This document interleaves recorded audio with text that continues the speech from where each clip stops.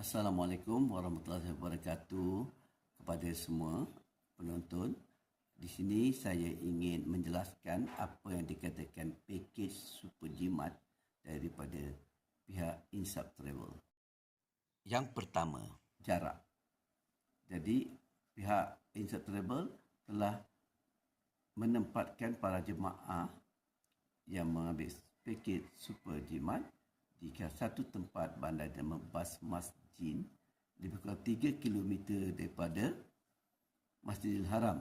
Tetapi para jemaah jangan bimbang. Walaupun 3 km, kita terasa bagaikan 30 meter saja.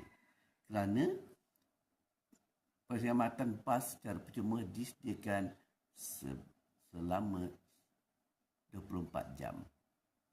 Dan percuma pergi dan balik.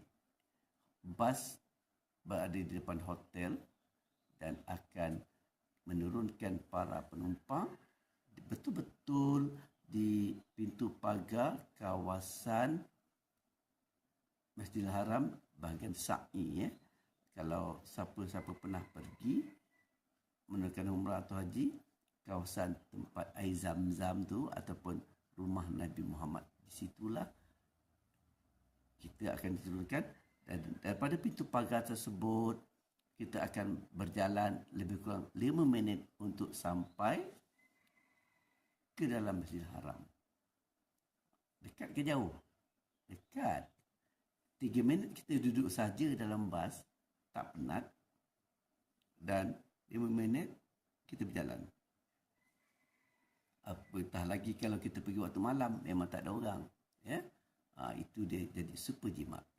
Jadi di sini pihak Insaf Travel dapat menjimatkan kos berbanding kalau kita ambil hotel yang dekat, tetapi kadang-kadang rasa jauh. 300 meter kita rasa dekat, kalau sebenarnya jauh, mengambil masa yang lama, orang ramai. Tetapi kalau dengan Insaf Travel, kita naik daripada bas masjid, insya-Allah tak akan berlaku kesesakan. Okey, yang kedua, ya, Insaf Travel juga membuat pakej tidak menyediakan makanan, sarapan, makan tengah hari dan makan malam. Dan kalau siapa nak ambil itu, kita boleh berurusan sendiri dengan hotel.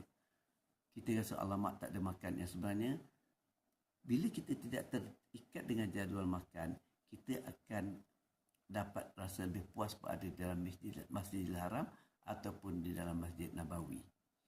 Kerana kita boleh mencari kedai-kedai makan yang berada di sekitar Masjidil Haram dan Masjid Nabawi dengan selera kita sendiri. Kalau di hotel memang dah tetap, itulah masakannya, itulah makanannya selama 7 hari. Tapi ini pihak Insaf Travel dapat menjimatkan lagi kos